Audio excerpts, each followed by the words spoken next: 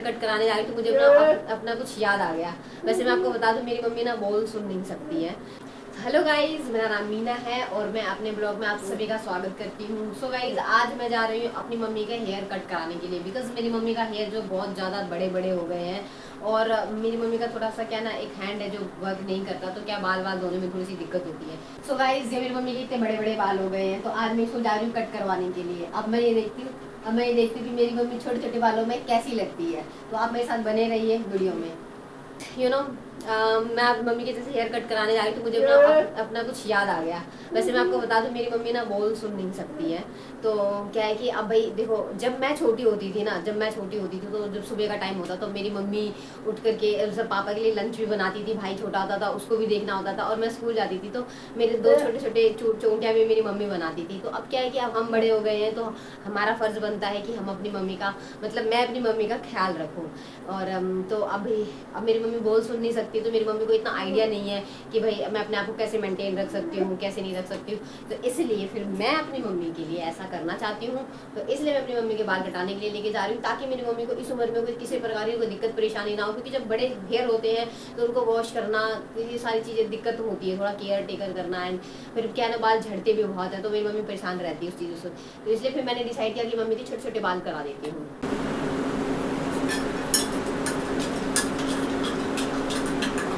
तो सुबह उठ करके सबसे पहले मैंने अपने लिए एक ब्लैक कॉफ़ी बनाई, जिसमें ना तो मैंने शुगर डाला और ना ही मैंने मिल्क डाला, क्योंकि एक तो मुझे ना बहुत तेज़ नींद आ रही थी। वैसे मैं कॉफ़ी पीती नहीं हूँ, मैं चाय कॉफ़ी इतना नहीं पीती, लेकिन मुझे बहुत तेज़ नींद आ रही थी। तो इसलिए मैंने सोचा सबसे पहले मैं कॉफ़ी लेती हूँ, क्योंकि आज मुझे दिन भर बहुत सारे काम करने हैं और आज मैं नींद में रहूँगी तो मेरे काम नहीं हो पाएंगे।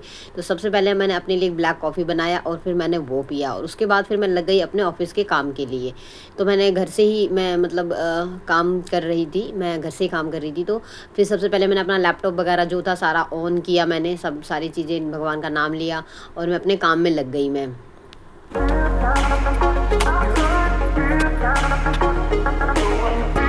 फिर मैंने एक एक कर करके अपना सारा का सारा काम फिनिश किया मैंने, और फिर उतने में लंच बनाने का भी टाइम हो ही रहा था।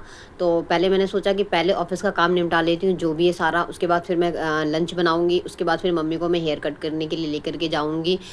मेरे ऊपर क्या भाई, बहुत सारी रिस्पॉन्सिबिलिटीज़ है, मुझे ऑफिस का भी काम देखना होता है, घर का भी काम देखना होता है, फिर उसके बाद मेरी मम्मी को भी देखना होता है, क्योंकि जैसा कि मैंने अपनी वीडियो में बताया कि मेरी मम्मी जो है वो बोल सुन नहीं सकती हैं।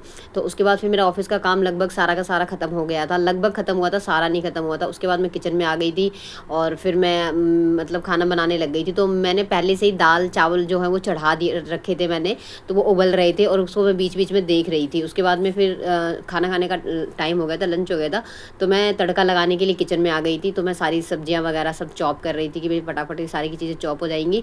तो उसके बाद फिर मैं इसको छोका वगैरह लगा के खाना वाना खा के उसके बाद फिर मैं मम्मी को लेके हेयर कट कराने के लिए जाऊँगी।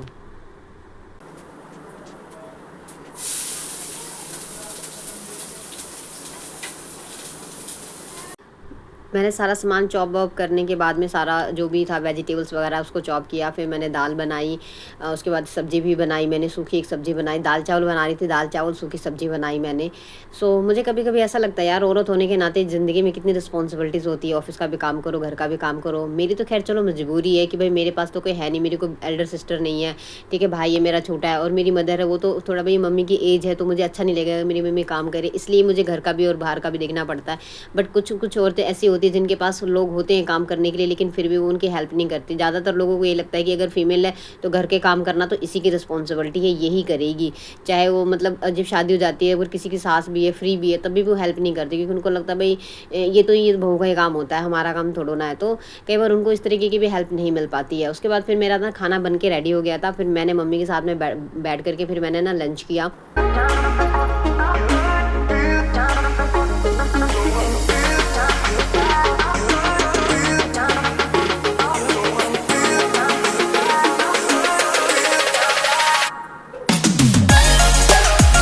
उसके बाद मैं फिर ऑफ़िस के काम में लग गई थी। फिर मुझे छोटे-मोटे और काम बचे हुए थे, तो मैंने सोचा वो काम भी आज फ़िनिश कर लेती हूँ, क्योंकि फिर काम पड़ा रहता है ना, तो फिर उसमें थोड़ा-सा एक भारी-भारी सा फ़ील होता है, और काम भी ज़रूरी थे, तो वो सब करने भी ज़रूरी थे।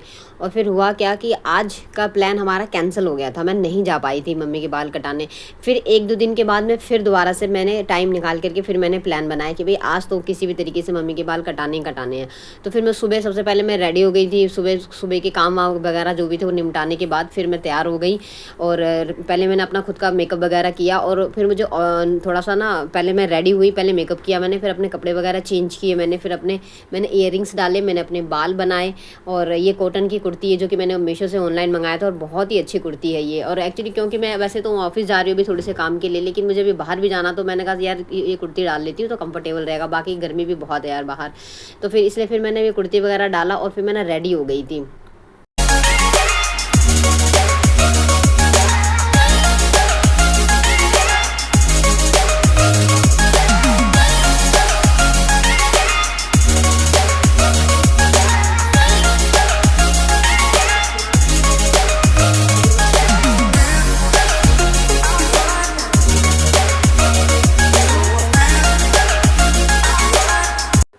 उसके बाद मैं ऑफ़िस चली गई थी। फिर मेरा जो ऑफ़िस है वो घर के पास में ही है, और एक थोड़ा-सा दूर भी और एक पास भी। तो मुझे छोटा-सा एक काम था, उसके लिए मैं ऑफ़िस चली गई थी, तो मैं वहाँ पे 2 ढाई घंटे लग गए थे मुझको।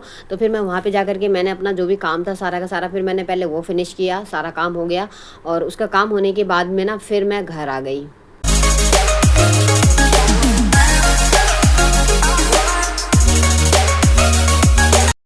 फिर मैं घर आई, फटाफट घर आके फिर मैंने थोड़े से कपड़े चेंज किए, और उसके बाद पहले मैंने मम्मी के साथ में बैठ कर के मैंने लंच खाया। और फिर मेरी मम्मी को भी मैंने रेडी किया। मैं तो पहले से रेडी थी, फिर मैंने मम्मी को बोला कि न्यू न्यू साड़ी पहन लो, फिर मेरी मम्मी ने न्यू न्यू साड़ी पहनी। और उसके बाद फिर मैंने मैंने रैपिडो बुक किया था, फिर मैंने रिक्शा बुक किया, बिकॉज़ मुझे ज़्यादा दूर जाना नहीं था मुझे, तो मैंने रिक्शा बुक करके बुला लिया था। मज़े से फिर हम रिक्शे में बैठ कर के हम पहुँच गए सैलून।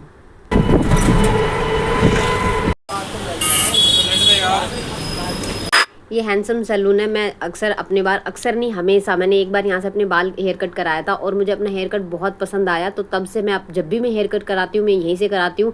और मैं अपनी मम्मी का भी हेयर कट यहीं से ही करवाती हूँ। तो 350 रुपये में कटिंग करते हैं, और अगर ये हेयर वॉश करते हैं तो फिर ये 600 रुपये लेते हैं। तो मम्मी का हेयर वॉश तो मम्मी ने रात में ही कर लिया था, और बस यहाँ पर कटिंग ही करानी थी मम्मी की। तो फिर यहाँ पर हमने मम्मी की कटिंग करवाई। मैंने मम्मी की कटिंग कराई, सबसे पहले इनको बैठाया, फिर ये ब्लैक कलर का तो पहनाया, फिर उसको कट कराया। अब मेरी मम्मी को सुनाई तो देता नहीं है, अब वो जो कट कर रहे हैं भैया वो बार-बार मम्मी को बोल रहे हैं कि गर्दन को ऐसे रखो, हिलाना नहीं है, बट मम्मी को सुनाई नहीं देता, तो उनको समझ में नहीं आ रहा। फिर वो बेचारे भैया काटते-काटते वो परेशान हो गए।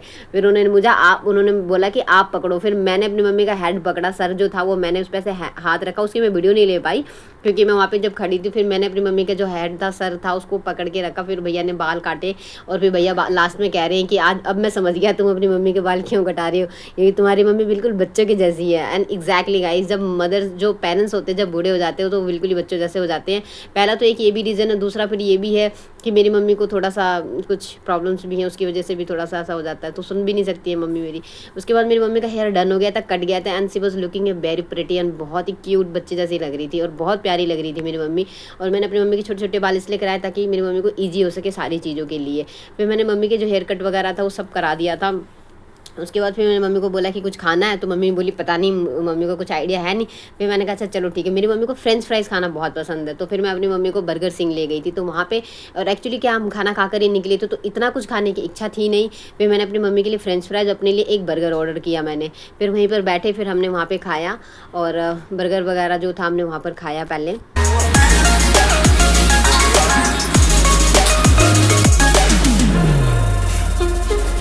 मैंने और मम्मी ने फिर वहाँ से बर्गर फ्रेंच फ्राइज़ खाया। फिर मैंने वहाँ से रिक्शा बुक किया, और फिर मैं अपने घर की तरफ निकल गई मैं। और फिर शाम को मैं अपने म्यूज़िक क्लास के लिए चली गई थी, क्योंकि 15 अगस्त आने वाला है, तो फिर 15 अगस्त को प्रोग्राम है, तो उसकी रिहर्सल वगैरह भी करनी है। तो मैं वहाँ चली गई थी, थोड़ा सा रिहर्सल किया मैंने वहाँ पर, और उसके बाद में फिर मैं अपने घर आ गई थी। तो ऐसा था मेरा कुछ दिन।